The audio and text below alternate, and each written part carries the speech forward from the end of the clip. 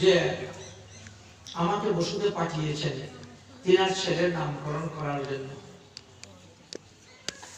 নন্দ মহারাজ বললেন তাহলে তিনার ছেলের নামকরণের সঙ্গে সঙ্গে আমার ছেলের নামকরণটাও করে দাও। রোহিণীর ছেলের নামকরণের সঙ্গে সঙ্গে যশোদার ছেলের নামকরণটাও করে দাও। তিনি বললেন যে আপনাদের কুলগুরু হলেন সান্ডল্যমণি, আর আমি হলাম বৃষ্টি বংশের কুলগুরু, যদু বংশের কুলগুরু। আমি যদি আপনার ছেলের নামকরণ করি তাহলে কংস সন্দেহ করবে এই ছেলে বসুদেবেরই ছেলে, তখন যে আপনার উপরে আরো বিপদ পড়বে, বিপদ বেড়ে যাবে। অর্থাৎ আপনাদের কুলগুরু থাকতে আমি এই কাজ করতে যাব না। নন্দ মহারাজ বলছেন দেখ ব্রাহ্মণ তো সকলেরই গুরু, চারি বর্ণাশ্রমের শ্রেষ্ঠ হলেন ব্রাহ্মণ, বর্ণানাং ব্রাহ্মণ গুরু, সুতরাং আপনি আমাদেরও গুরু। আপনি কাজ করেন, আপনি গোশালায় চলে যান, আপনি গোশালায় গোমাতাদেরকে দর্শন করতে যাবেন। সেই সুযোগে আমি রোহিণী আর যশোদাকে সাধারণ কাজের মেয়েরা যে সমস্ত কাপড় চোপড় পরে ওই সমস্ত কাপড় চোপড় পরে তাদের মাথায় একটা গোবরের টুকরি দিয়ে পাঠিয়ে দিই। অন্যান্য লোক বুঝতেই পারবে না, আর সেখানে গিয়ে নামকরণ করে দিল। ঠিক আছে, চলে গেল। গর্গাচার্য গিয়ে গোশালায় বসে আছেন। রোহিণী বলছেন এই শুনেছি গর্গাচার্য নাকি ত্রিকালদর্শী, মুনি ঋষিরা ত্রিকালদর্শী থাকেন। আচ্ছা কেমন ত্রিকালদর্শী আজকে তো পরীক্ষা করে নিব। কিভাবে পরীক্ষা করবো? দেখ তোর ছেলে আমার কাছে দে আর আমার ছেলে তোর কাছে দে, কাপড় দিয়ে ঢেকে আমরা তো যাচ্ছি নিয়ে, কাপড় দিয়ে ঢেকে আমি নিয়ে যাব আর আমি গিয়ে তারা দিব আমার ছেলের নামকরণটা আগে করে দিন, আমি এখন চলে যাচ্ছি, আমার আগে চলে যেতে হবে। দেখবো তিনি কেমন ত্রিকালদর্শী, কেমন ত্রিকালদর্শী দেখবে। এইভাবে রোহিণী কৃষ্ণকে খুলে নিয়েছেন আর যশোদা বলরামকে খুলে নিয়েছেন। কাপড়টি ঢেকে দুজনই রওনা হয়েছেন, যথা সময়ে গিয়ে উপস্থিত হয়েছে। রোহিণী দেবকী এই যশোদাকে ইশারা দিচ্ছে, বল। যশোদা বলছে গুরুজি আমার তো গৃহে অনেক কাজ, তো আমার ছেলের নামকরণটা আগে করে দেন, আমি চলে যাই, তারপরে রোহিণীটা পরে হবে। এই আমি বসে গেল, আমার ছেলের নামকরণটা আগে করে দেন। যশোদা বসে গিয়েছে।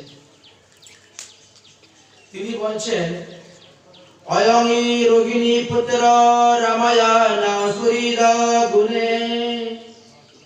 হে যশোদা, তুমি যে সন্তান কোলে নিয়ে বসেছো সে তোমার পুত্র নয়, সে তো রোহিণীর পুত্র। কাপড় ঢাকা দিয়ে গেলে কি হবে? বলে দিলেন সে মহা বলবান হবে, এই জন্য তার নাম রাখলাম বলরাম। সে সমস্ত আত্মীয় স্বজনকে বশীভূত করে প্রেমের দ্বারা আকর্ষণ করে একত্র করে রাখবে, তাই তার নাম শঙ্কেশ্বর।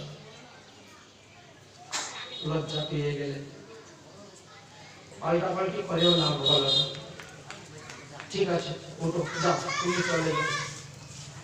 এবার বসলেন।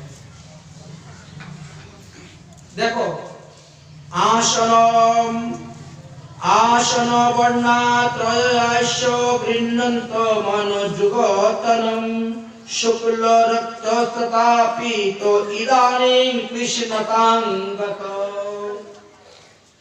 হে রোহিণী, তোমার কুলে তো যশোদার পুত্র আছে। এই পুত্র কোন সময়ে শুক্লবর্ণ হয়েছিলেন, কোন সময়ে রক্তবর্ণ হয়েছিলেন, কোন সময়ে পীতবর্ণ হয়েছিলেন, কিন্তু এই যুগে তিনি কৃষ্ণবর্ণ হয়ে কালো বর্ণ হয়ে তিনি প্রকট হয়েছে, আবির্ভাব হয়েছেন। এই জন্য তার নাম রাখলাম কৃষ্ণ।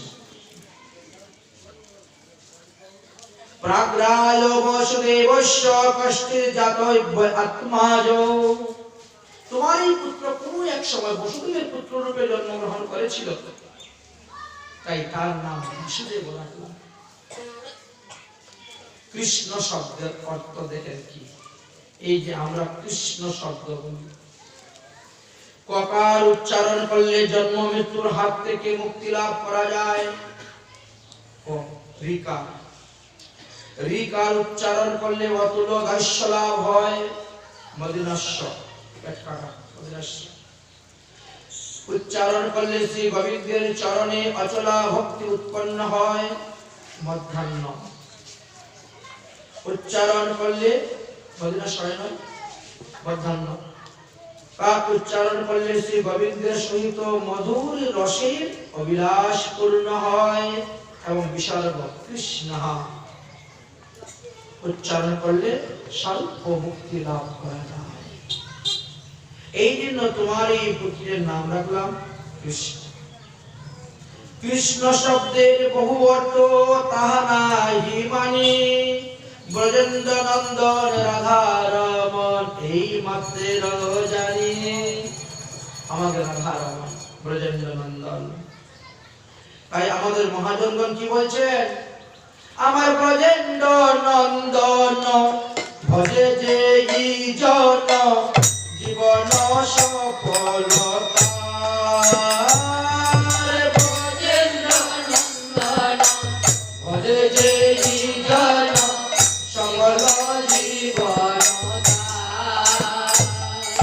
কাহার উপমা বেদে নাহি সীমা, কাহার উপমা বেদে নাহি সীমা, ত্রিভুবনে নাহি আরো, ত্রিভুবনে নাহি আরো, ত্রিভুবনে নাহি মন মাধব না বোঝে মানব, মন মাধব না বোঝে মানব, কখন মরিয়া যাবে, কখনে মরি যাবে। ওরে সেই সে ধমরে প্রহারিবে চলে, সেই সে ধমরে প্রহারিবে চলে, রোগ পৃথিবীতে খাবে, রোগ পৃথিবীতে খাবে, রোগ পৃথিবীতে খাবে। মা যশোদা সর্বদা গোপালকে সঙ্গে করে নিয়ে নন্দবাবু বলছেন, আমার ছেলের একটু পুষ্টিটা বিচার করে দেন না, আমার ছেলের পুষ্টিটা বিচার করুন, আপনাকে দিয়ে আমার ছেলের পুষ্টিটা তৈরি করতে। গর্গাচার্য ভগবান শ্রীকৃষ্ণের পুষ্টি লিখিলেন, পুষ্টি বিচার করেছেন। পুষ্টি বিচার করে সবকিছুই ভালো, সবকিছুই ভালো বলছেন। বলতে বলতে হঠাৎ দাঁড়িয়ে গেছে, কি হলো, তোমার ছেলের তো সবগুলা গ্রহ এই যথাস্থানে ভালোই আছে, কিন্তু একটা স্থানে বড় অশুভ গ্রহ পড়ে গেছে। বলেন কি, আমার একটা স্থানে অশুভ গ্রহ পড়ে গেছে, তাহলে কি করতে হবে, তার প্রতিকার করতে হবে। না না, প্রতিকার করতে হবে না, এই সপ্তম ঘরে রাহু পড়ে গেছে তোমার ছেলে, এই জন্য সে বহু পত্নী বহু ভার্যা হবে, সে অনেক বিবাহ করবে। ভগবান শ্রীকৃষ্ণ কি করেছেন, গর্গের কাছে দাঁড়িয়ে ধরে টান দিয়েছে। এসব কথা বলে নাকি, সে বলতেন এসব কথা বলেছে। গর্গাচার্য চুপ হয়ে গেছেন, বুঝে ফেলেছে। মা যশোদা গোপালকে সর্বদা সুখে সুখে রাখেন। একদিন তিনি রওনা হয়েছেন যমুনা থেকে জল আনার জন্য। গোপালকে তিনি যমুনার তীরে বসিয়ে তিনি জল আনতে গিয়েছেন।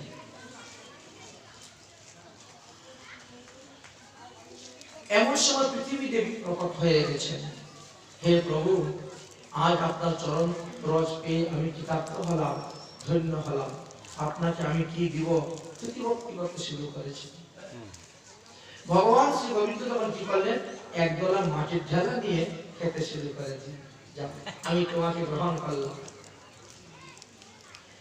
বেশ কয়েকজন গোপী এরাও জল নিয়ে যাচ্ছে, যমুনা থেকে স্নান করে দেখে ফেলেছে।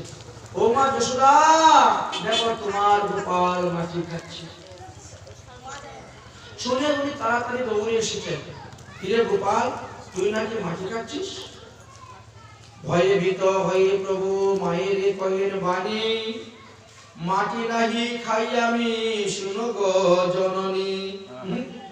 আমি মাটি খাচ্ছি না মা, এরা সব মিথ্যেবাদী, এরা মিথ্যে কথা বলছে, আমি মাটি খাইনি। তিনি বলছেন ঠিক আছে, তুমি সত্যবাদী হও, ওরা যদি মিথ্যাবাদী হয়, তাহলে তুমি মুখটা ঘুরিয়ে আমার সঙ্গে কথা বলছো কেন? আমার সামনে সামনে মুখ রেখে কথা বলো, তাহলে আমি বুঝতে পারবো। যখন সামনে সামনে মুখ করে কথা বলতে গেলেন, তখন এমন জোরে হাঁ করলেন ভগবান, বললেন যে তাহলে তুমি আমার মুখে দেখো। নাহং ভক্ষামি সসর্বে মৃত্যাবাসিনে, यदि तस्य বিরস্তহি সন্মুখম পশ্যতম মে মুখম। আমার বাক্য যদি তোমার বিশ্বাস না হয়, তাহলে দেখো আমার মুখ। বলে এত জোরে হাত করেছে, সমস্ত ব্রহ্মাণ্ড ভগবান শ্রীকৃষ্ণের মুখে বিবৃত। নদী, পাহাড়, পর্বত, সমুদ্র, বাজার, হাট, ঘাট, মাঠ, শহর, গাড়ি ঘোড়া সবকিছু, নন্দগ্রাম, নন্দ বাবা, মা যশোদা, সকলকেই ভগবান শ্রীকৃষ্ণের মুখের বৃত্তি দর্শন করে তিনি মূর্ছিত হয়ে পড়ে গেলেন। ভগবান শ্রীকৃষ্ণ বৈষ্ণবী মায়ার দ্বারা ভুলিয়ে দিলেন।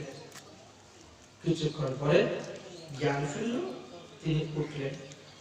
উঠে তিনি দাঁড়ালেন। উঠে তিনি দাঁড়িয়েছেন, আরে আমি জল আনতে এসে আমি একটু শুয়ে পড়লাম। হায় হায় রে, দেখো সঙ্গে সঙ্গে গোপালকে কোলে নিয়ে চলে আসছে। গোপালের বয়স 3 বছর হয়ে গেছে। 3 বছর পার হয়ে 4 বছরে পড়ে গেছে। একদিন গোপাল নন্দ বাবার গলা ধরে কাঁদতে শুরু করছে, বাবা আমি গোচারণে যাব, বাবা আমি গোচারণে যাব, আমাকে গোচারণে নিয়ে চলো। আরে না, তুমি এখন ছোট, তোমার এখন গোচারণে না। মার কথা কান্না শুরু করেছে। মা যশোদা বললেন ছেলে যখন এতই কান্না করছে নিয়ে যাও। নন্দ বাবা গোপালকে কাঁধে করে নিয়ে রওনা হয়েছেন এবং তিনি যথাসময়ে সেখানে গিয়ে উপস্থিত হয়েছে। গোচারণে গিয়ে উপস্থিত হয়েছেন।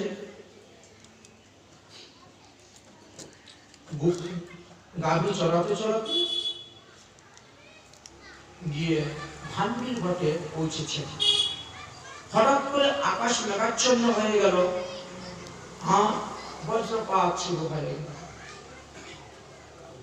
সমস্ত গাভীগণ লেজ তুলে এদিক ওদিক দৌড়তে শুরু করলো। গোপাল ভয়ে ভীত হয়ে বাবার গলা চেপে চেপে ধরছেন। তিনি বড় মুশকিল বিপদে পড়েছেন। এখন কি করবেন? গোপালকে সামলাবেন না গাভীগুলাকে সামলাবেন? বড় চিন্তার মধ্যে পড়ে গেছেন। কি করবেন? কোন কুল কিনারা তিনি পাচ্ছেন না। এমন তো অবস্থায় হঠাৎ দেখেন শ্রীমতী রাধারানী পুষ্পচয়ন করার জন্য বনে এসেছেন। ওগো বিশ্বভানু নন্দিনী, তুমি আমার গোপালকে একটু দেখো, আমি এখনই গাভীগুলাকে একত্র করে আসতেছি। এই বলে গাভীগুলাকে একত্র করার জন্য তিনি রওনা হয়েছেন। এমন অবস্থায় ব্রহ্মা এসে উপস্থিত হয়ে গেছেন। প্রভু, আজকে একটি শুভ মুহূর্ত, শুভ সময়, তাই রাধা কৃষ্ণ আপনারা দুজন উভয়ের মধ্যে আমি বিবাহ সম্পাদনটা করিয়ে দিব। কারণ আর কিছুদিন পরে রাধারানী আয়ান ঘোষের ঘরে চলে যাবেন। এই আয়ান ঘোষ পূর্বজন্ম ছিলেন অভিমন্যু। তিনি নিত্য গোলকধামে রাধারানীর রূপ যৌবন দেখে রাধারানীকে পত্নী রূপে লাভ করার জন্য কঠোর তপস্যা করেছিলেন। যে তপস্যাতে ভগবান সন্তুষ্ট হয়ে তাকে বর দিয়েছিলেন যে সপ্তম মন্বন্তরের 28তম দাপর যুগে তিনি রাধারানীকে আপন পত্নী রূপে পাবেন। তাই এখন আমি দুজনের মধ্যে বিবাহ সম্পূর্ণ করে দেই। এই বলে রাধা কৃষ্ণের বিবাহ সম্পূর্ণ করে দিলেন ভান্ডির বটে। সেই বটবৃক্ষটা এখন পর্যন্ত জীবিত আছে, ৫৫০০ বছর প্রায় হয়ে গেল। সেই বৃক্ষ এখনো জীবিত। যদি কেউ ৮৪ ব্রজমণ্ডল ভ্রমণ করতে যান বৃন্দাবন দর্শনে, সেই বটবৃক্ষ দর্শন করতে পারেন। রাধা কৃষ্ণের বিবাহ সেখানে সম্পূর্ণ হলো। তারপরে ব্রহ্মা ব্রহ্মলোকে চলে গেলেন। এদিকে ঝড় বৃষ্টিও থেমে গেল। নন্দ বাবা কালু সকল একত্র করে চলে আসলেন। রাধা রানী কৃষ্ণকে নন্দ বাবার হাতে সমর্পণ করে তিনিও তিনার গৃহে চলে গেলেন। এইভাবে দ্বিতীয় মিলন হয়ে গেল। ভগবান শ্রীকৃষ্ণের অনেক ছোট ছোট সখাগুলা একত্র হয়েছেন। সখারা বলছেন, হে কৃষ্ণ, তুমি যখন ছোট ছিলে তখন গর্গাচার্য এসেছিলেন তোমার নামকরণ করার জন্য এবং তোমার পুষ্টি বিচার করার জন্য। গর্গাচার্য পুষ্টি বিচার করে বলেছেন যে কৃষ্ণ বড় হলে একটা মস্ত বড় চৌর হবে। তুই তো অনেক বড় হয়ে গেছিস, এখনো তো চুরি বিদ্যা শুরু করলে না, কবে থেকে চুরি বিদ্যা করবি বলতো? আমার ঘরে কুশল অভাব, আমি চুরি করতে যাব? যার ঘরে কিছু নাই সে না চুরি করবে, আমি কেন চুরি করতে যাব? আরে গর্গাচার্য বলেছেন তো তোর পুষ্টির মধ্যে আছে।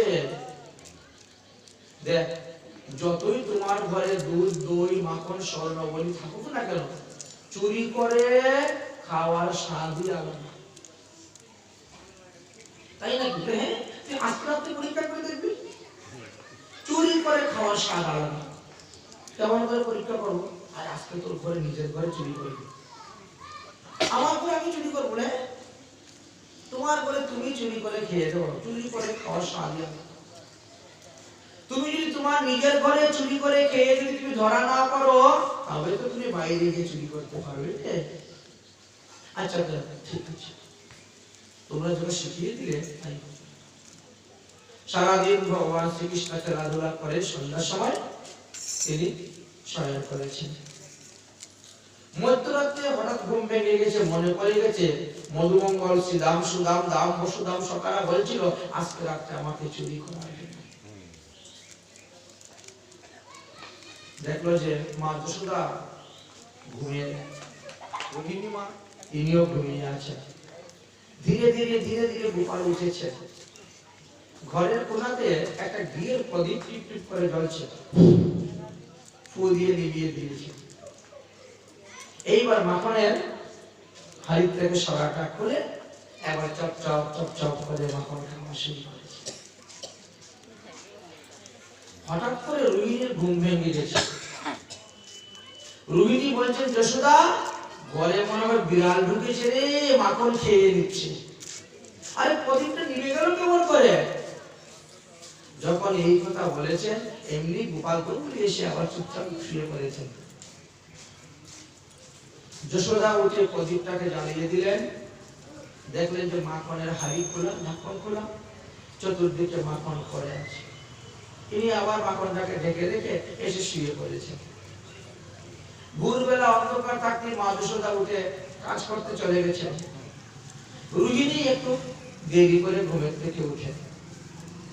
তিনি যখন ঘুমের থেকে উঠেছেন তখন দেখেন গোপালের হাতের মধ্যে মাখন লাগানো, মুখের মধ্যে মাখন। এ গোপাল, গোপাল, এ কানা, কি মা, এই তোর হাতে মাখন কেন রে? কালকে রাত্রে তুই মাখন চুরি করে খেয়েছিস? না না না, আমি কেন মাখন চুরি করে খেতে যাবো? আমি তো মাখন চুরি করে খাইনি। আচ্ছা, তাহলে তোমার হাতে মাখন কেন বাবা? ও দেখো, মা আমাকে সূর্যকান্ত মণির আংটি পরিয়ে দিয়েছে, আর এই আংটিটা হাতে নিয়ে আমি সারাদিন খেলাধুলা করি। সূর্যকান্ত মণির উপরে যদি সূর্য রশ্মি পড়ে, ওখানের প্রতিবিম্ব যেখানে পড়ে সেখানে আগুন লেগে যায়। আর সেই বস্তুটা আমার হাতে, সারাদিন আমার হাত কি জ্বালা করছে। খেলাধুলায় বুঝতে পারি নাই, কিন্তু রাত্রে যখন ঘুমিয়েছি হাতের জ্বালা সহ্য করতে পারছি না। দেখলাম মাও ঘুমিয়ে আছে, তুমিও ঘুমিয়ে আছো, সারাদিন তোমরা পরিশ্রম করে ঘুমিয়েছো, তোমাদেরকে আবার জানাবো? তাহলে মাখনের মধ্যে হাতটা ঢুকিয়ে রেখে দিই, হাত ঠান্ডা হয়ে যাবে। এই জন্য মাখনের মধ্যে হাতটা ঢুকিয়ে রেখেছিলাম। মা কিছুক্ষণ পরে দেখি তুমি জেগে উঠে বলছো ঘরে বিড়াল ঢুকেছে, মাখন খেয়ে নিচ্ছে। আমি চিন্তা করব সর্বনাশ, আমার উপরে মিথ্যা বদনাম হবে। আমি তাই দৌড় মেরে চুপচাপ ঘুমিয়ে পড়েছি। আমি কিন্তু মাখন খাই না। আচ্ছা, তুমি যদি মাখন না খাও তাহলে তোমার মুখে কেন মাখন লাগানো? গোপাল বলছে, জানো অসীমা, আমি যখন ঘুমিয়েছি না, তখন ছোট ছোট পিপিলিকাগুলো এসে আমার মুখের প্রতি এদিক ওদিক হাঁটতে শুরু করেছে। ওই পিপিলিকাগুলোকে সরাতে গিয়ে যখন হাতটা দিয়েছে, তখন মুখের মধ্যে লেগে গেছে হাতের মাখনটা। আমি কিন্তু মাখন চুরি করে খাইনি। আচ্ছা ঠিক আছে, ঠিক আছে। ভগবান শ্রীকৃষ্ণ সকালবেলা উঠে গিয়েছে, সকালের সঙ্গে দেখা, এই আজ তো মাখন চুরি করেছিলি? হ্যাঁ করেছি। ধরা পড়ি ধরা করি নাই, মাখন চুরি করে গিয়েছি। বলে তাহলে তুমি পাক্কা চুর হয়ে গেলে, ঘরের ভিতরে চুরি করে ধরা পড়িস নাই, তুমি পাক্কা চুর। তাহলে তুমি বলে আমাদের এই সমস্ত চুরের সেনাপতি। আমরা একটা মন্ডল করবো, চৌরবিদ্যা প্রসারণ মন্ডল। উদ্দেশ্য হলো আমরা এই বজ্রগোপীদের ঘরে ঘরে গিয়ে মাখন চুরি করে নিয়ে আসি। এই ঠিক আছে। এবার বজ্রগোপীদের ঘরে ঘরে মাখন চুরি শুরু হয়েছে। বজ্রগোপীরা কৃষ্ণকে ধরার জন্য তারা এখন একটা মহিলা সমিতি বসে গেলেন। মা যশোদার কাছে বিচার দিলে মা যশোদা তো রাতে রাজি নয়, আমার ছেলে কেন চুরি করতে যাবে, আমার ঘরে কি খাবারের অভাব আছে? আচ্ছা ঠিক আছে, তোমরা যদি হাতে নাতে ধরে দিতে পারো তাহলে বিশ্বাস করো। এখন সব মহিলা একসঙ্গে বসে যুক্তি করলে যে গোপালকে হাতে হাতে ধরে দিয়ে মা যশোদাকে বুঝিয়ে দিত। দেখো, যে ঘরে মাখন পায় না সে ঘরে মটকি ভেঙে চলে যায়, বাচ্চাদেরকে চিমটি দিয়ে কান্না করে, গরুর বাছুরের রশিগুলা খুলে দিয়ে চলে যায়, এমনই উৎপাত করে, তাকে শাস্তি দিতে হবে। আচ্ছা, তাকে ধরবে কি? তাকে ধরা তো বড় মুশকিল, ধরবে কে? তাই মহিলা সমিতি বসে গেলেন। একজন নাম ছিল প্রভাবতী, তিনি বলছে আমি কৃষ্ণকে ধরে দিতে পারবো। আমি যদি ধরে দিতে পারি তো আমার কি হবে? বলে তোমাকে মহিলা সমিতির সভাপতি বানিয়ে দিই। ঠিক আছে। এখন তিনি সুন্দর করে মাখন পটুলির মধ্যে সাজিয়ে তার উপরে কেশর দিয়ে রেখে দরজা জানালা খুলে দরজার আড়ালে লুকিয়ে আছে। ভগবান শ্রীকৃষ্ণ সাদা মনে খোলা মনে তিনি আসছেন। এই ঘরের তো কোনো গোপী নাই, গোপী মনে হয় বাইরে কাজ করতে চলে গেছে, ঘরের দরজা খোলা আছে, চল মাখন খাও। যেই মাত্র ঘরের ভিতরে ঢুকেছে, এই দরজা বন্ধ করে দিয়েছে, জানলা দিয়ে যেতে দিক পারে দৌড়তে শুরু করেছে। আরে নটকট নন্দ কিশোর মাখন খা গেল,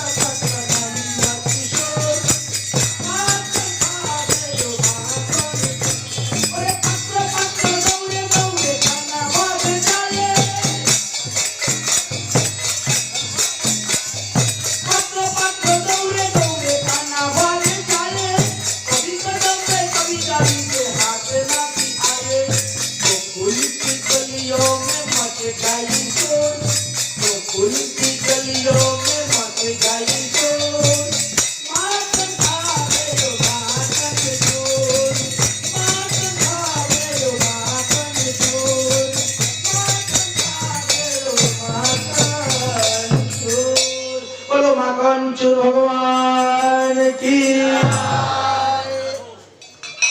ওকে এইভাবে দৌড়িয়ে ধরা যাবে না, বড় চতুর। তার কি করতে হবে? মাখন গুলাকে শিকার উপরে রেখে দিতে হবে, তাহলে আর খেতে পারবে। মাখন মটকির মধ্যে করে শিকার মধ্যে বেঁধে রেখে দিয়েছে। কিন্তু ভগবান শ্রীকৃষ্ণ সখাদেরকে নিয়ে এসে একজন আরেকজনের পিঠে ঘোড়া রূপ হয়ে আস্তে আস্তে আস্তে আস্তে একজন আরেকজনের কাঁধে চলে চলে বাস মাখন খেয়ে এক গোপী দেখলো তাদের লীলা কিভাবে তারা মাখন চুরি করে খায়। পরের দিন তিনি কি করেছেন, ওইভাবে শিকার মধ্যে মাখন রেখে দরজা জানালা খুলে তিনি চুপচাপ লুকিয়ে আছেন। ভগবান শ্রীকৃষ্ণ অন্যান্য দিন যেভাবে একজন আরেকজনের পিঠে হয়ে মাখন সেবন করেন, ওই দিনও ওইভাবে সেবন করেছেন। শ্রীকৃষ্ণ মাখনের শিকার ধরেছেন, ঘরে মাখন বের করে খাচ্ছেন, সকালকে দিতে হঠাৎ করে গোপী দরজা বন্ধ করে দিয়েছে। অন্যান্য যারা ছিল সবাই জানলা দিয়ে পালিয়েছে, ভগবান শ্রীকৃষ্ণ শিকার সহ ঝুলতে শুরু করেছে। ধরে ফেললো ভগবান শ্রীকৃষ্ণকে, ধরে নিয়ে এবার তিনি রওনা হয়েছে। এবার চলো মায়ের কাছে গিয়ে বিচার দেওয়া হবে। রওনা হয়েছে। মধুমঙ্গল চিন্তা করলো সর্বনাশ, যদি এইভাবে হাতে হাতে মা যশোদার কাছে নিয়ে দেয় তাহলে তো কালকে থেকে মাখন চুরি লীলা বন্ধ হয়ে যাবে। একটা উপায় করতে হবে। ওই গোপী দেবর ওদের সমবয়সী, ওদের সঙ্গে খেলাধুলা করে, ওকে বললো যে ভাই তুই আমার কথা শুনবি, তাহলে কিন্তু আমরা মাখন চুরি করে যত মাখন পাবো তার অর্ধেক মাখন তোকে দিতে দিব। হ্যাঁ বলো কি বল, কোনো কথা বলবি না, আমার সঙ্গে চল। মধুমঙ্গল ওই গোপীর দেবরকে সঙ্গে করে নিয়ে রওনা হয়েছে। ব্রজগোপীরা তো লম্বা করে ঘুমটা দেয় মাথায়, তাদের মুখটাও দর্শন করায় না পরপুরুষকে। মধুমঙ্গলকে উপস্থিত হয়েছেন। অগো গোপী, তোমার হৃদয়টা এত নির্দয়, একটু দয়া মায়া নেই। সেই এতক্ষণ ধরে কৃষ্ণের ডাইন হাতটা ধরে টেনে টেনে নিয়ে আসতেছ, তারপরে হাতে ব্যথা হয় না, কোমল হাত, অন্তত ডাইন হাতটা ছেড়ে দিয়ে বাম হাতটা ধরো, তাহলে সে একটু আরাম পায়। তুমি বলি ঠিক আছে তাহলে দে বাম হাতটা। তখন কি করেছে, ওই উনার দেবরের হাতটা বানিয়ে দিয়েছে। উনি তো ঘুমটা দিয়ে দেখতে পারলে ঘরে ফেলেছেন, ঘরে ডাইন হাতটা ছেড়ে দিয়েছেন, কৃষ্ণকে ছাড়িয়ে দিয়েছে। ভগবান শ্রীকৃষ্ণ এক দৌড়ে গিয়ে পালঙ্কের মধ্যে শুয়ে পড়েছেন ঘরে। এদিকে গোপী তো তিনার দেবরকে টেনে টেনে কৃষ্ণ মনে করে টেনে টেনে নিয়ে উপস্থিত। মা যশোদা, ও যশোদা, আজ বেরিয়ে দেখো তোমার ছেলে প্রতিদিন আমাদের ঘরে গিয়ে মাখন চুরি করে খায়, আমরা বিচার দিলে তুমি বিশ্বাস করো না, এই দেখো আমি ঘরে নিয়ে আসছি। মা যশোদা যখন ঘর থেকে বেরোবেন তখন দেখেন বারিন্দায় গোপাল শুয়ে আছে পালঙ্কে, মুখের মধ্যে কাপড় দিচ্ছেন, হাসতে তো পারেন না, কাপড় দিয়ে ধীরে ধীরে তিনি বেরিয়েছে। দেখো কি হয়েছে, আর কি হয়েছে, এইটা আজকে হাতে হাতে গোপালকে ঘরে নিয়ে আসছে। মা যশোদা বলছেন, ওরে বাবরি, এখানে কোনো পরপুরুষ নাই, একটু ঘুমটাটা খুলতো, ঘুমটা খুলে দেখতো কাকে ঘরে আনছিস। যেই মাত্র ঘুমটা খুলেছে দেখে নিজের দেবরকে ঘরে নিয়ে চলে আসছে, নিজেই লজ্জা। এমনই আনন্দ স্কন্দ ছিলেন ভগবান শ্রীকৃষ্ণ। গোপীরা বড় সাবধান হয়ে গেলেন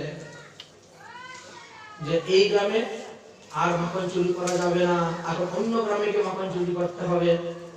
ভগবান অন্য গ্রামে গিয়ে মাখন চুরি করা শুরু করলেন। সব গ্রামের লোকেরা জেনে নিয়েছে, তাই এক গোপী কি করেছে, সে তার অন্ধ শাশুড়িকে দরজার মধ্যে বসিয়েছে, লাঠি একটা হাতে দিয়ে, তুমি ওখানে বসে থাকো, আমি জল আনতে যাচ্ছি। ভগবান শ্রীকৃষ্ণ সকাদেরকে নিয়ে জঙ্গলের মধ্যে বসে আছে, যেই দেখছেন গোপী জল আনতে চলে গেছে, এইবার চিন্তা চলবে তাহলে আমরা এখন মাখন চুরি করে খাবো। এই মাখন চুরি করে খাবো কেমন করে, এই যে বুড়ি এত বড় লাঠি হাতে নিয়ে বসে আছে, একটা বিড়াল যাচ্ছে, উনি মনে করছে কেউ আসছে, কে কে কে আসছে, এই একটু বুড়ি অন্ধ বুড়ি দেখতে পায় না চোখে, চলছে ধীরে ধীরে ধীরে ধীরে বুড়িকে পাশ থেকে তারা গিয়ে মাখন চুরি করে শুরু করে। মাখন চুরি করে খেয়ে যাওয়ার সময় ওই বুড়ির মুখের মধ্যে মাখন কতটা লাগিয়ে দিয়ে এখন সেই বৌমা যখন মাঠের থেকে জল নিয়ে এসে দেখে তো শাশুড়ির মুখের মধ্যে মাখন লাগানো, সর্বনাশ, আমি জল আনতে গেলে তুমি মাখন খাও আর তুমি কৃষ্ণের নামে বদনাম দাও। এমনই আনন্দ স্কন্দ ছিলেন ভগবান শ্রীকৃষ্ণ। তাই উনি একা নয়, বহু লোককে নিয়ে তিনি মাখন চুরি করতেন, অনেক লোকদেরকে সকালদেরকে সঙ্গে নিয়ে মাখন চুরি করতেন। এইভাবে বেশ কিছুদিন গত হয়ে গেল। একদিন নন্দ বাবা বসে বসে চিন্তা করছেন যে এই স্থানে থাকাটা আমাদের উচিত হবে না, কারণ এখানে বিভিন্ন প্রকার ওষুধের উৎপাদ, এখান থেকে অন্য কোথায় চলে গেলে ভালো হবে। তখন পাবন মহারাজ বললেন যে আপনারা নন্দীশ্বরে চলে যান।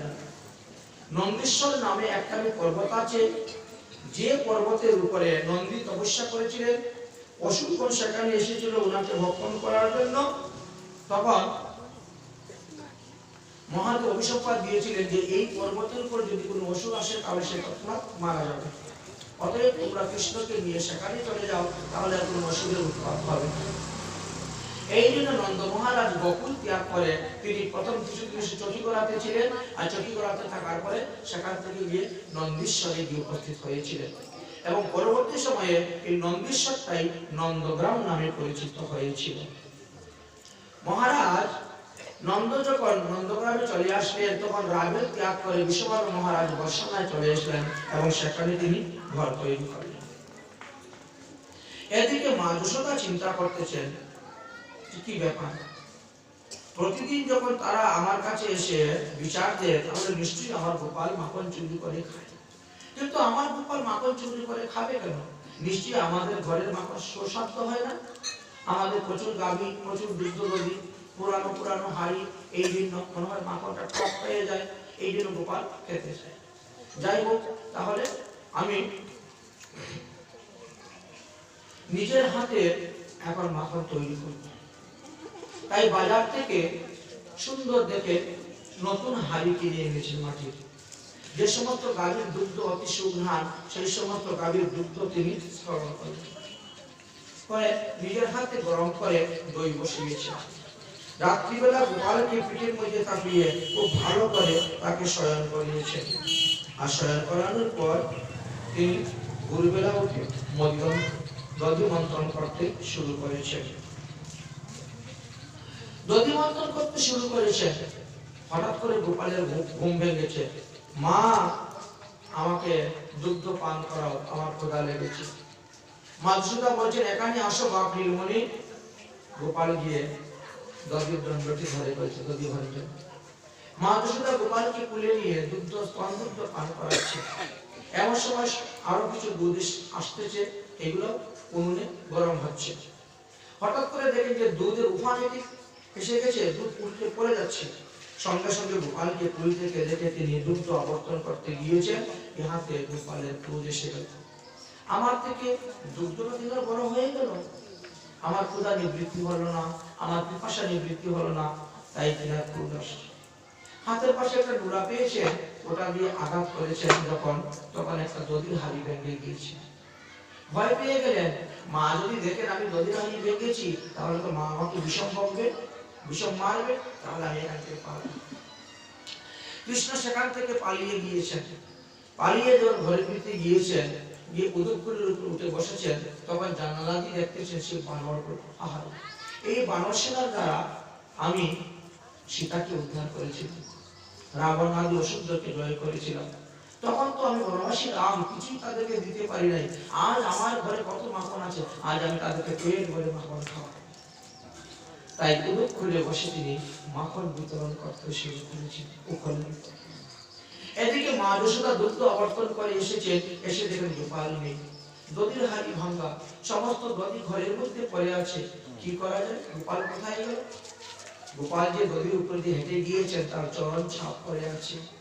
সেই চরণ ছাপ দর্শন করে করে গিয়ে দেখেন গোপাল উখলের উপরে বসে তিনি বানরগুলোকে মাখন খাওয়াচ্ছেন। ছেলে বড় দুষ্ট হয়ে গেছে, তাকে শাসন করতে হবে। শাস্ত্রে বলছে পঞ্চবৎসরে প্লাবয়ে 10 বৎসর চুক্তানয়ে। প্রথম 5 বছর তাকে খুব লালন পালন করবেন, 5 থেকে 10 বছর কঠোর শাসনে রাখবেন। 5 থেকে 10 বছর রাখবেন, 5 থেকে 15 বছর, 5 থেকে 15 বছর পর্যন্ত কঠোর শাসনে রাখবেন।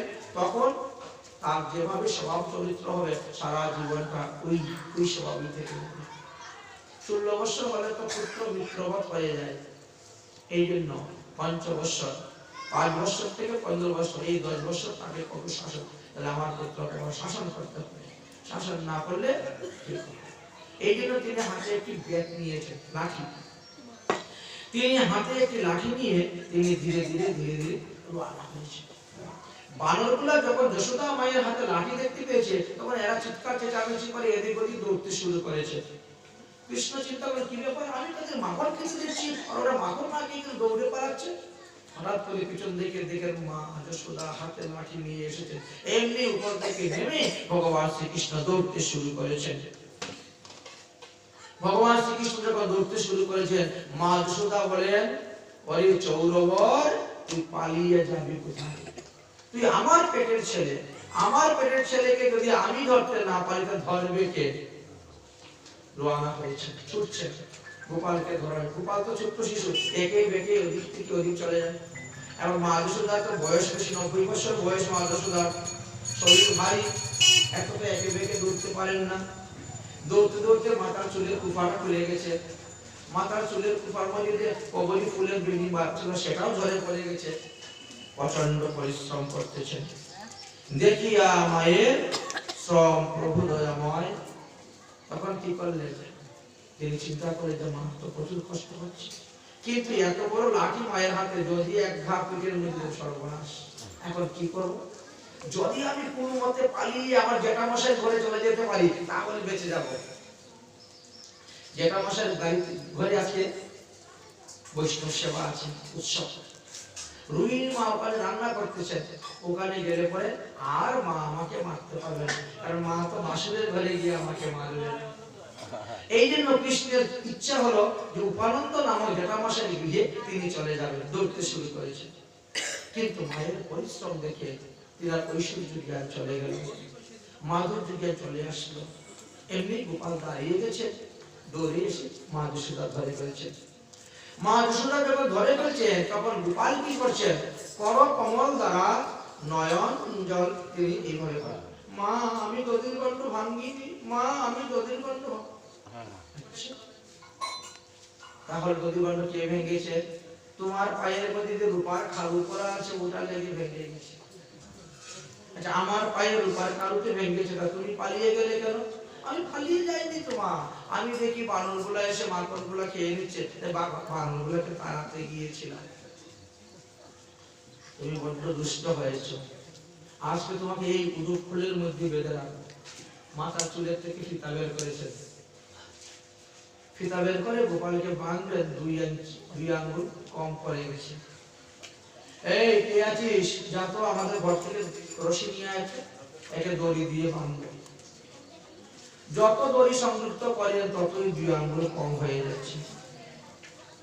পরীক্ষিত মহারাজ জিজ্ঞাসা করলেন, ইহার কারণ কি? 3 আঙ্গুল কম হচ্ছে না, 4 আঙ্গুল কম হচ্ছে না, 1 আঙ্গুল কম হচ্ছে না, 2 আঙ্গুল কেন কম হচ্ছে? ভগবান শ্রীকৃষ্ণ মনে মনে চিন্তা করলেন, আমি যদি মায়ের বন্ধনে পড়ে থাকি তাহলে মাখন চুরি করতে পারবো না, সকারা খেতে পারবে না, মাখন 1 আঙ্গুল কম। দ্বিতীয়ত নলকুবর মণিদ্রব্য তারা দেবশ্রী নারদের অভিশাপে বৃক্ষজনী হয়ে দাঁড়িয়ে পড়ে আছে, তাদেরকেও আমি উদ্ধার করতে পারবো না, এই জন্য 2 আঙ্গুল কম ছিল। পরীক্ষিত মহারাজ বলেন, এর থেকে সুসিদ্ধান্ত থাকলে আপনি বলুন, এর থেকে আর উত্তম সিদ্ধান্ত থাকলে বলুন। তখন বললেন যে 1 আঙ্গুল হলো ভক্তের পরিশ্রম, আর 1 আঙ্গুল হলো ভগবানের কৃপা। ভক্ত যদি তার ভজনে পূর্ণ পরিশ্রম না করে তাহলে ভগবানের কৃপা হয় না। ভক্তের ভজন পূর্ণাঙ্গ হওয়া চাই আর ভগবানের কৃপা হওয়া চাই, তাহলে তো 2 আঙ্গুল হয়ে যাবে। দেখিয়া মায়ের শ্রম প্রভু দয়াময়, আপনার বন্ধন প্রভু আপনি শিলয়। কিন্তু মায়ের অতিরিক্ত পরিশ্রম দেখলেন। মায়ের জিদ, আমার পেটের ছেলেকে যদি আমি বাঁধতে না পারি তো কে বাঁধবে? অপুরন্ত বাৎসল্য প্রেমের পরাকাষ্ঠা ছিলেন মা যশোদা। তাই ওটা দেখতে রজু, কিন্তু আসলে ওটা রজু নয়, গরি নয়, ওটা প্রেম। সেই বাৎসল্য প্রেমের দ্বারা মা যশোদা গোপালকে বন্ধন করলেন। চতুর্দিক থেকে ধ্বনি উঠল, দামোদর ভগবান কি। নাম বন্ধন লীলা হয়ে গেল। প্রেমী ভক্তদের কাছে ভগবান তো অত্যন্ত সুলভ, তারা ভগবানকে ভাবতে পারে। এই কার্তিক মাসে ভগবানকে মা যশোদা বেঁধেছিলেন, তাই কার্তিক মাসের এক নাম দামোদর মাস হয়ে গেল। শ্রীমতী রাধারানীও একবার বেঁধেছিলেন এই কার্তিক মাসে শ্রী গোবিন্দকে। যাই হোক, দামোদর অষ্টক নাম সূত্রম দামোদরার্চনম নিত্যং দামোদরম কর্ষতে পঠতে সত্যব্রতোদ্ধৃতম। সত্যব্রত মুনি ভগবানের এই লীলা দর্শন করে একটি অষ্টক রচনা করেছিলেন, যেটাকে দামোদর অষ্টক। এই দামোদর অষ্টক যদি কেউ কার্তিক মাসের এক মাস পাঠ করেন এবং দামোদর ভগবানের অর্চন করেন, তাহলে এক মাসে তিনি ভগবত কৃপা লাভ করতে পারেন। এমনই অপূর্ব মহিমার কথা বর্ণন করে গিয়েছেন। এদিকে মা যশোদা গোপালকে বন্ধন করার পর আবার কুলে বসিয়ে স্তনদুগ্ধ পান করিয়েছেন। তারপরে সেই রশির একটি মাথা উলুকুলের সঙ্গে বন্ধন করেছেন। বেশ কিছু খেলনা দিয়ে বাচ্চাদেরকে বলেছিলেন, তোরা বসে খেলাধুলা কর, আমি একটু গৃহ কাজ সেরে আসি। ভগবান শ্রীকৃষ্ণ তিনি সকালদেরকে ইঙ্গিত করে, এই সকাল দেখতো কোন কোন গোপী আমাকে বাঁধার জন্য রশি এনে দিয়েছে মাকে, পরে এদেরকে মজা দেখাও। শ্রী গোবিন্দ এইভাবে বলছে। এইবার শুরু হলো এদের খেলা। ভগবান শ্রীকৃষ্ণ বললেন যে উপলটাকে মাটিতে ফেলে দাও, আমি টেনে টেনে নিয়ে যাব। উপলটাকে যখন মাটিতে ফেলে টেনে নিয়ে যেতে শুরু করলে, দেখে দেখে শুরু করলেন, তখন উপলের একদিক বড় একদিক ছোট, যার ফলে ওটা গিয়ে মুনিদ্বীপ নলকুমার তারা দুজন যে যমরাজ বৃক্ষরূপে ছিলেন, সেই বৃক্ষরূপ গিয়ে মধ্যখানে লেগে গেল। ভগবান শ্রীকৃষ্ণ এমন সজোরে টান দিলেন যে বৃক্ষ দুটো উৎপাটন হয়ে পড়ে গেল।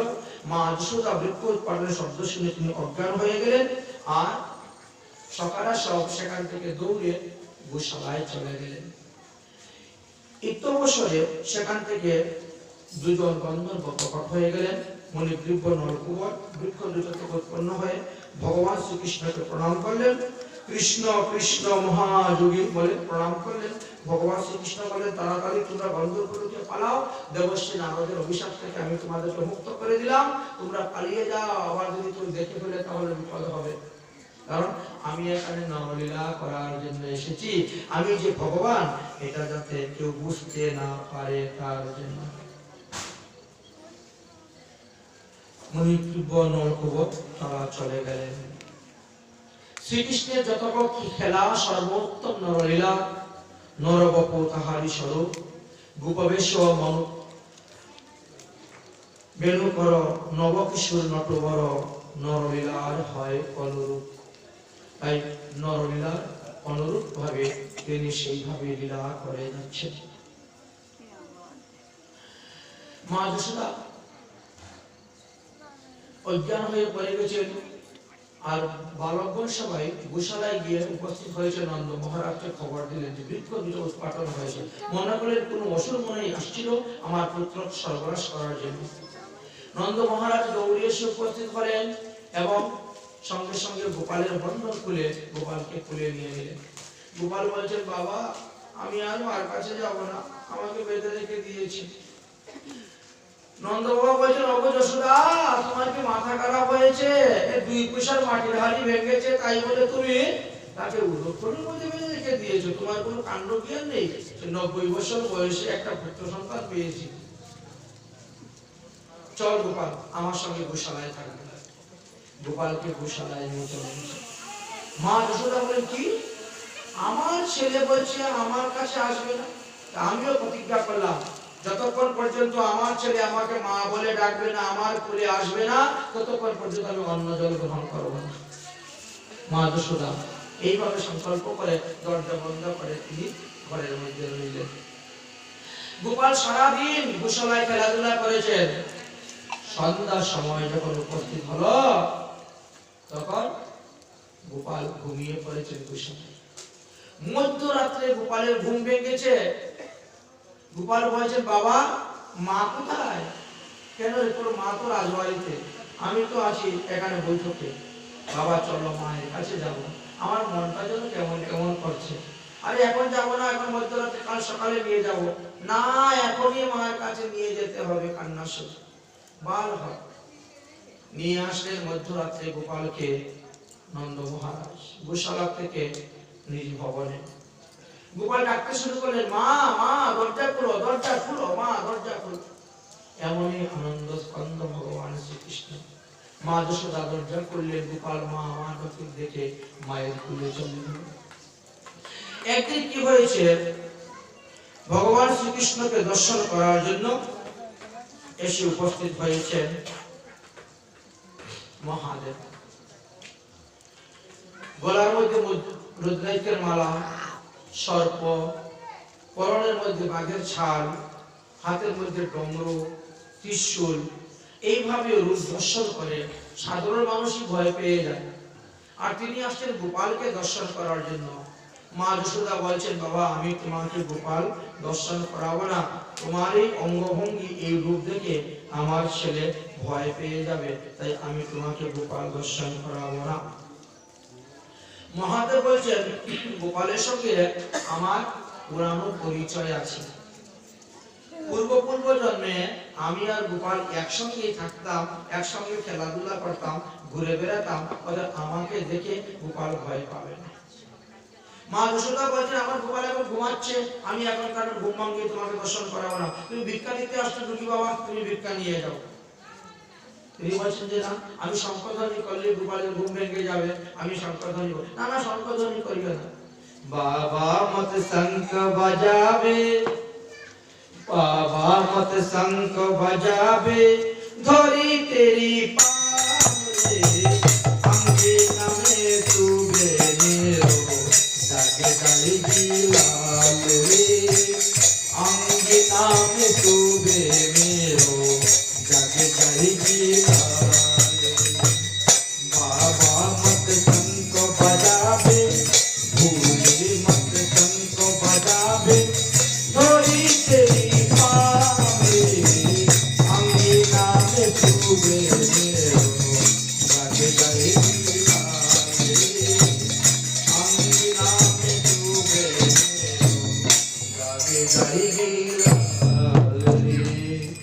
যদি তোমার ভোজনের ইচ্ছা হয় আমি ভোজন দিচ্ছি, ভোজন করে চলে যাও।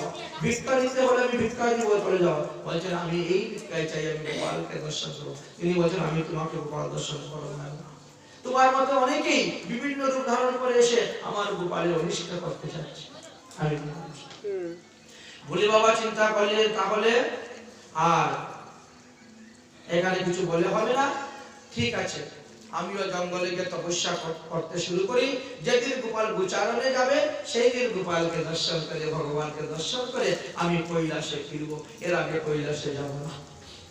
নন্দগ্রাম থেকে 2 কিলোমিটার দূর, কেলিকদম থেকে একটু পূর্ব দিকে আশেশ্বর মহাদেব নামে একটি স্থান আছে, যেখানে মহাদেব শ্রীকৃষ্ণকে দর্শন করার জন্য আশা লাগিয়ে বসেছিলেন।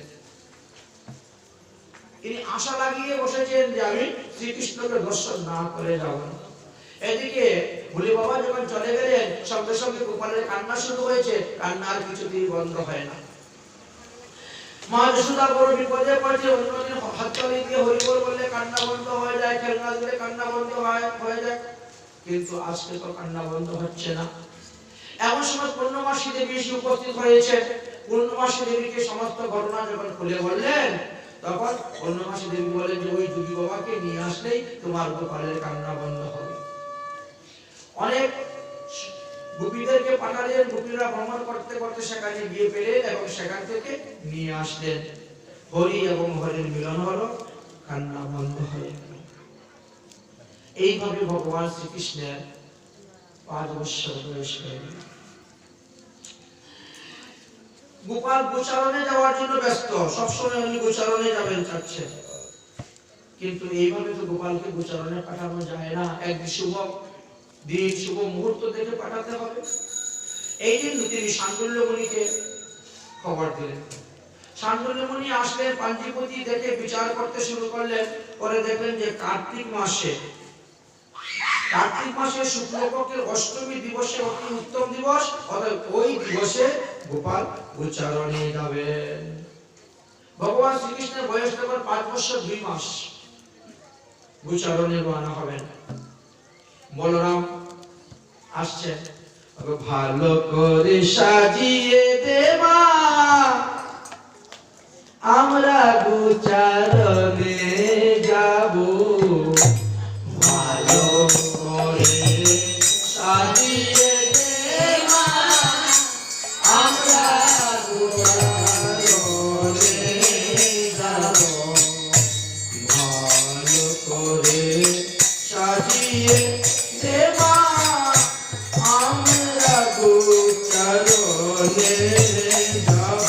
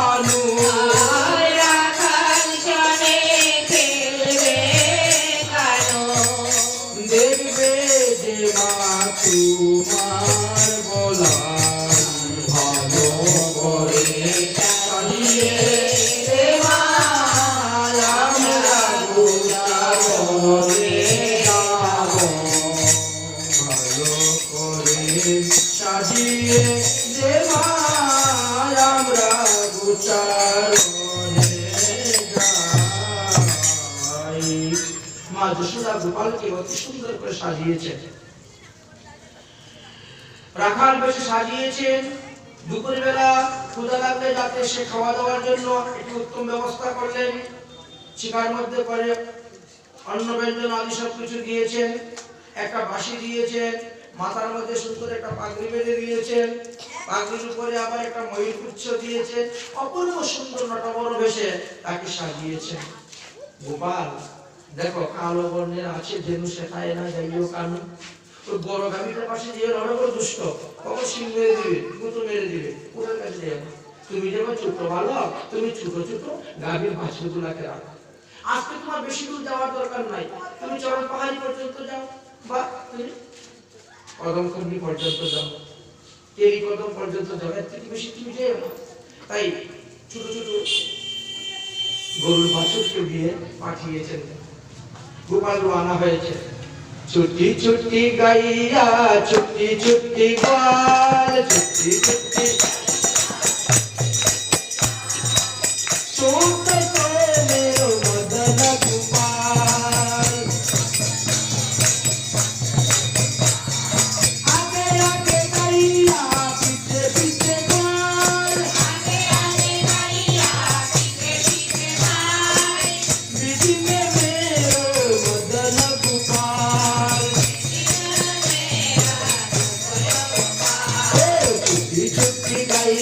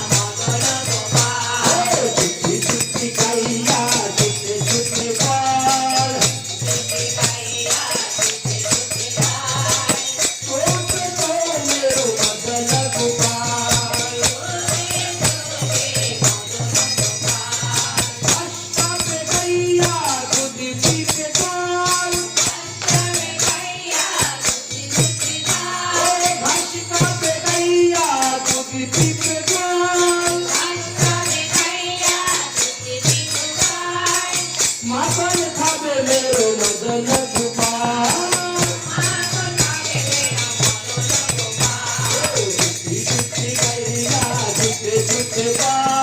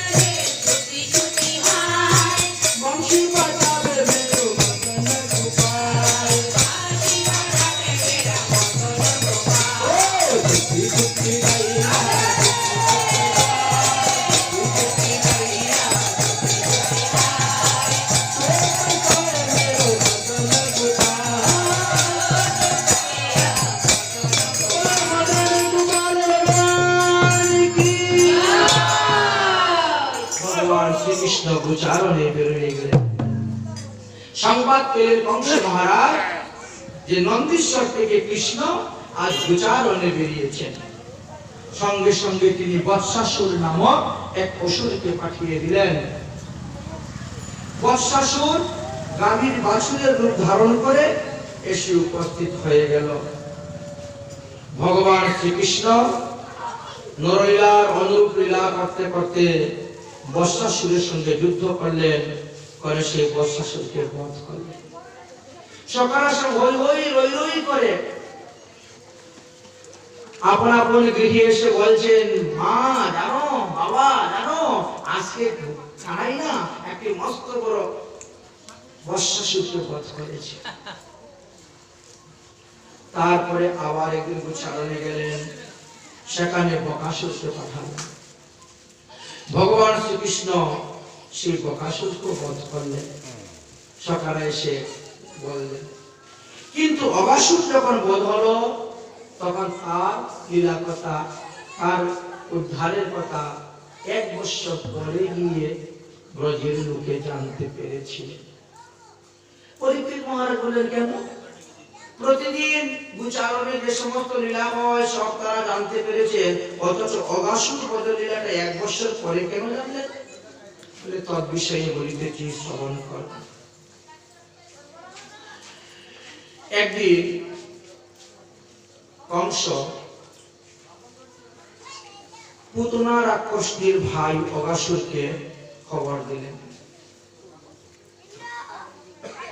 অগাসুর, তোমার ভাই বকাসুরকে কৃষ্ণ মেরেছেন, তোমার বোন পুতনাকে কৃষ্ণ মেরেছেন, তুমি এখন কৃষ্ণকে মেরে ভাতৃহত্যার প্রতিশোধ নাও। তুমি যদি কৃষ্ণকে মেরে আসতে পারো তাহলে আমার মথুরা মণ্ডলে অর্ধেক রাজ্য তোমাকে দান করে দেব। লোভেতে তিনি এমন ভাবে অজগর সর্পের রূপ ধারণ করে আকাশে আর ভূমিতে মুখ সকালে সব গোচারণ করতে করতে যাচ্ছেন। হরি ভাই রে, কি সুন্দর একটি পর্বতের গুহা রে, এইরকম পর্বতের গুহা তো আমরা কোনোদিন দেখি নাই। আসলে তো আমরা একে গোচারণ করতে আসি নাই, যত আমরা গোচারণ করে ধীরে ধীরে অগ্রসর হচ্ছি। তো চল চল বস, এর ভিতরে দেখ কত সুন্দর তুলতুলে রাস্তা, কি সুন্দর। এইভাবে নেচে কুদে সমস্ত সখারা অগাসুরের মুখে প্রবেশ করেছে। ভগবান শ্রীকৃষ্ণ বললেন, ভাই শিকার খাবারগুলো গাছের মধ্যে বেঁধে তারপরে চলো ওখানে গিয়ে বসো, বিশ্রাম করো। সবাই খাবার বেঁধে রেখে বিশ্রাম করেছে। ভগবান শ্রীকৃষ্ণ যখন অগাসুরের মুখে প্রবেশ হয়েছে তখন অগাসুর মুখ বন্ধ করে দিয়েছে। আমরাও এরকমই কালো বালো মুখে গ্রাস ত্রাস নির্ণানি হেতবে শ্রীমদ্ ভাগবতী বার্তা কালো কিরণে ভাসিত। আমরা কালরূপী সর্পের মুখের মধ্যে বসে আছি। অতীত কাল, বর্তমান কাল, ভবিষ্যৎ কাল। কালরূপী সর্পের মুখে আমরাও বসে আছি। কতক্ষণ আমরা বেঁচে থাকবো? যতক্ষণ সর্প তার মুখ বন্ধ না করে। ঠিক তেমনি ভাবে অজগর সর্প যখন অগাসুর মুখ বন্ধ করে দিল, শ্বাস প্রশ্বাস বন্ধ হয়ে গেল, সমস্ত সকারা অজ্ঞান হয়ে গেল। ভগবান শ্রীকৃষ্ণ ত্রিবিক্রম রূপ ধারণ করলেন, অগাসুরের ব্রহ্মরন্ধ্র ফেটে গেল, অগাসুর মারা গেল। অগাসুরের মুখ থেকে সমস্ত সকাদেরকে বের করে নিয়ে আসলেন। তারপরে তিনি কি করলেন? অমৃতময় বৃষ্টির দ্বারা তাদেরকে জীবিত করে দিলেন।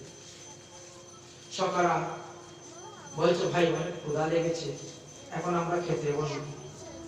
ভগবান শ্রীকৃষ্ণ বলছেন, মধুমঙ্গল, তুমি প্রতিদিন আমাদের ঘরের খাবার খাও, আমাদের ঘরের প্রসাদ গ্রহণ করো।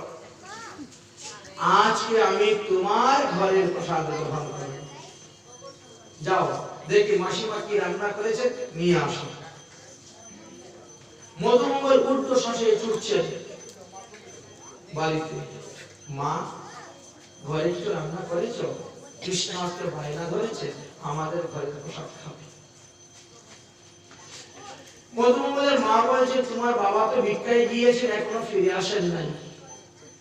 ভিক্ষা থেকে আসলে পরে তো কিছু রান্না করে দিব, এখন তো ঘরে কিছু নেই।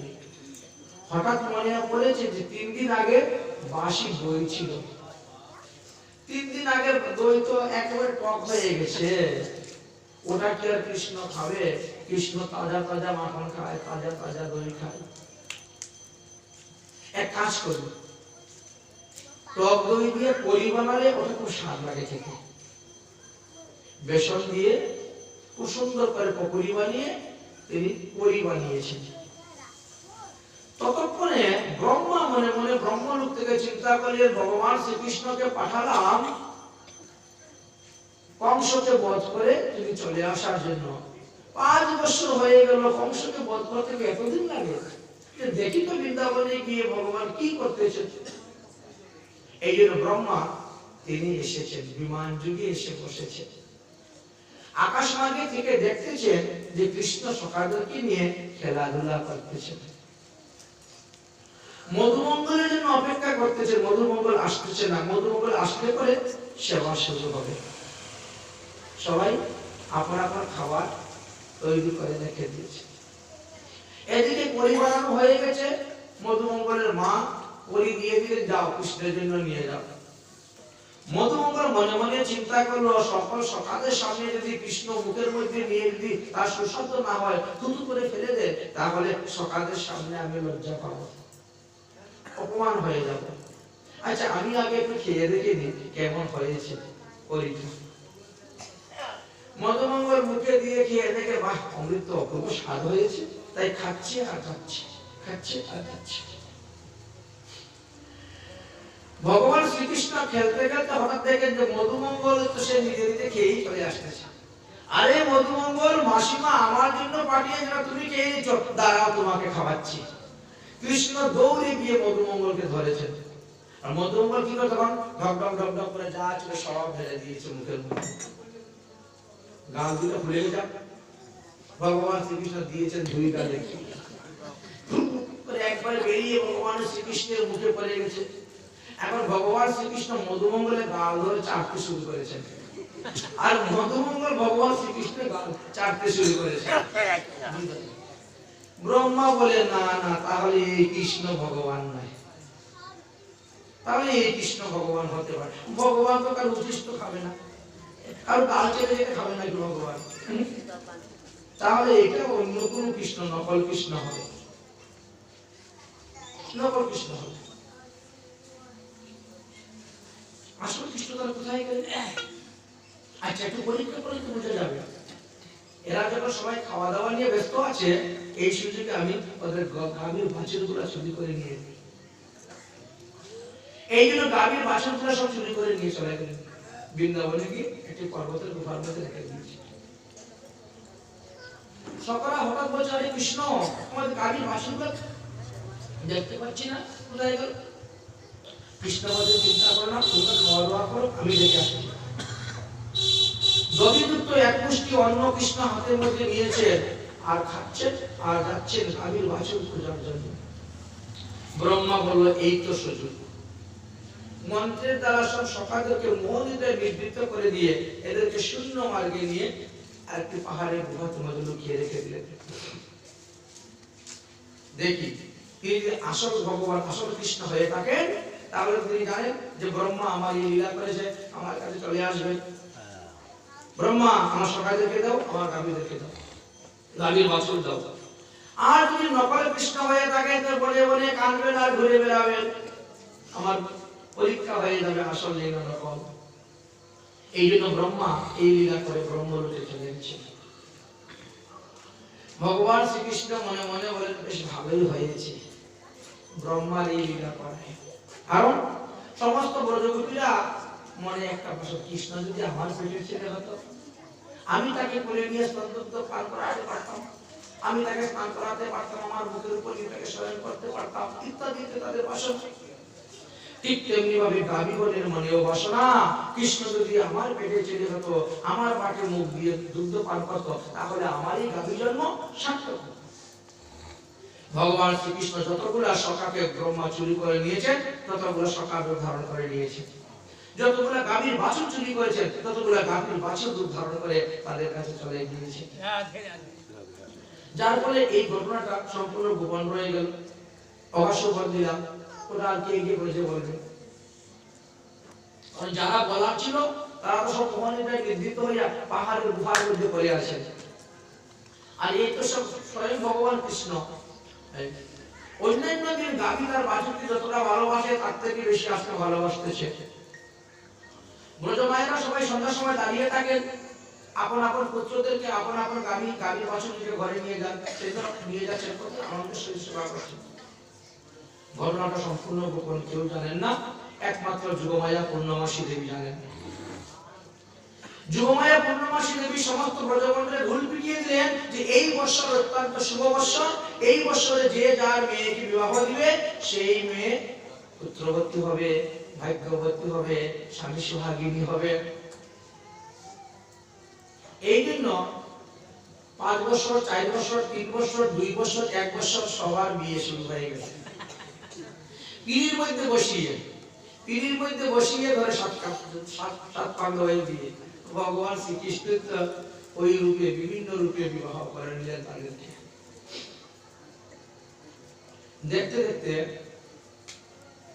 1 বছর পূর্ণ হওয়ার মাত্র 5 দিন বাকি আছে। ভগবান শ্রীকৃষ্ণ গিরিরাজ গোবর্ধন পর্বতের উপরে গোচারণ করতেছেন। এমন সময় বলরামের হঠাৎ নজর পড়লো, যেদিকে তাকায় সেদিকে দেখে কৃষ্ণ। কি ব্যাপার? যেদিকে তাকাচ্ছি সেদিকে কৃষ্ণ, গাভীর বাছুরগুলো কৃষ্ণ, সখাগুলো কৃষ্ণ, কি ব্যাপার? তখন ভগবান শ্রীকৃষ্ণ বলরামকে বললেন, দাদা এই ঘটনা হয়েছিল যার ফলে আমাকে এই লীলা করতে হয়েছে। ব্রহ্মা মনে মনে চিন্তা করলেন, 1 বছর পূর্ণ হওয়ার 5 দিন বাকি আছে, এখন পর্যন্ত কৃষ্ণ আমার কাছে আসে নাই, তাহলে এটা নকল ভগবান মনে হয় মনে মনে ঘুরে বেড়াচ্ছে আর গরুর বাছুর অন্বেষণ করতেছে। তিনি যখন আসলেন দেখার জন্য এসে দেখেন ভগবান শ্রীকৃষ্ণ তো সখাদেরকে নিয়ে খেলা করতেছে, গরুর বাছুর তিনি চড়াচ্ছেন। তাহলে আমি যাদেরকে চুরি করে গুহার মধ্যে রেখে দিলাম, উনি কেমন করে তাদেরকে মোহিত ভেঙে নিয়ে আসলেন? গিয়ে দেখি তাহলে বৃন্দাবনে গিয়ে দেখেন উনি যাদেরকে মোহনিতা দিয়েছিলেন তারা তো মোহনিতা নির্দিতই আসে। তাহলে আমি যাদেরকে শরীর করলাম তারা করে নকল, এরা আসল না এরা নকল ওরা আসল, বুঝতে পারছেন না। বারবার এরকম আসা যাওয়া করছেন, বুঝতে পারছেন না। এইভাবে ব্রহ্মমোহন হয়ে গেল। ব্রহ্মারই ব্রহ্মমোহন লীলাতে ব্রহ্মার দর্প চূর্ণ করলেন ভগবান। ব্রহ্মা ভগবানের চরণে ক্ষমা ভিক্ষা চাইলেন এবং ভগবান শ্রীকৃষ্ণকে একটি বংশী দিলেন। বলেন, হে মুরলীধর, আজকে থেকে তুমি মুরলীধারী হয়ে গেলেন এবং তুমি এই বাঁশি বাজাবে। ভগবান শ্রীকৃষ্ণকে এই বংশী দান করলেন। যখন ব্রহ্মা চলে গেলেন তখন ভগবান শ্রীকৃষ্ণ আবার একই হয়ে গেলেন আর সখাদেরকে ব্রহ্মা মোহনিতা থেকে ভঙ্গ করে দিয়ে দিলেন। এই সখাগণ তখন ব্রজে আসার পরে বলছেন, হ্যাঁ আজকে কৃষ্ণ মস্ত বড় একটি অগাসুর বধ করেছে। কিন্তু 1 বছর তারা নির্দেশ ছিল, তারা বুঝতে পারেনি। এই জন্য 5 বছরে যে ঘটনাটা হয়েছিল সেই ঘটনাটা 6 বছরে গিয়ে প্রকাশ হয়েছিল। শ্রীমতী রাধারানী যত দিন দিন বড় হচ্ছেন, শ্রী গোবিন্দ যত বড় হচ্ছেন, তাদের একের অন্যের প্রতি ভালোবাসা ততই দিন দিন বৃদ্ধি পাচ্ছে। শ্রী গোবিন্দ বিভিন্ন সময় বিভিন্ন স্থানে যান, বিভিন্ন দিকে গোচারণ করেন, রওনা হয়েছেন। রাধারানীর সখীগণ শ্রী গোবিন্দের নাম শ্রবণ করে, গোবিন্দের লীলাকথা শ্রবণ করে তিনিও আনন্দ পাচ্ছেন। রাধারানীর এখন যাবতীয় বিবাহ হয়েছে, তিনি আয়ান ঘোষের গৃহে আছেন, আয়ান ঘরণী রূপে অবস্থান করতেছেন। জটিলা কুটিলা সর্বদা তিনাকে পাহারাদার দিয়ে রাখে, যাতে নন্দনন্দন কৃষ্ণের সঙ্গে তার সাক্ষাৎ না হয়, দর্শন না হয়, দেখা না হয়। জয় জয় রাধা রমন, জয় জয় নবল কিশোর, জয় গোপী জন চিত্ত চূর, জয় জয় মা কানে চূর প্রভু, জয় জয় মা কানে চূর, জয় জয় রাধা রমন, জয় জয় নবল কিশোর, জয় গোপী জন চিত্ত চূর, জয় জয় মা কানে চূর প্রভু, জয় জয় মা কানে চূর প্রভু, জয় জয় মা কানে চূর।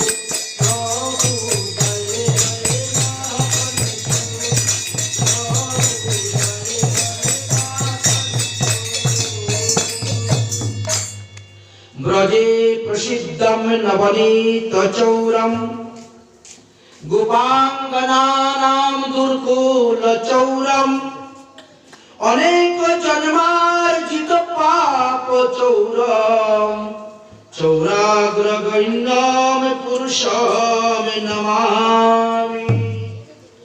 ভগবান শ্রীকৃষ্ণ কেন মাখন চুরি করতেন? বলেন মাখনটা দেখতে সাদা, মাখনটা খুব কোমল নরম, তাই যাদের মন সাদা, যাদের মন কোমল, ভগবান তাদের মনকে চুরি করে নেয়। মাখন চুরি দেখাচ্ছে। রাধারানী অন্যান্য গোপীগণ যত বড় হচ্ছেন, ততই শ্রীকৃষ্ণের প্রতি তাদের ততই আকর্ষণ হচ্ছে।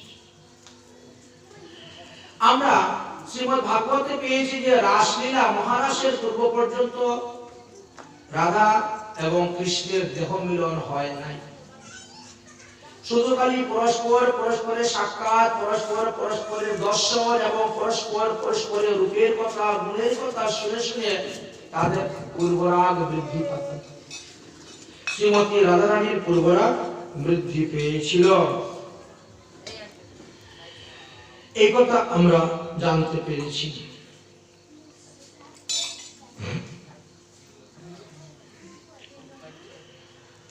তো একদিন শ্রীমতী রাধারানী যাবতে আছেন, যাবতে তিনি অবস্থান করতেছেন। ভগবান শ্রীকৃষ্ণ গোচারণ করেছেন, আর গোচারণ করতে করতে তিনি যাবতের পাশাপাশি খয়রাবাড়ে উপস্থিত হয়েছেন। ওখান থেকে তিনি মধুর স্বরে বংশীধ্বনি করতে শুরু করেছেন। শ্রী গোবিন্দের মধুর বংশীধ্বনি শ্রবণ করে শ্রীমতী রাধারানীর মনের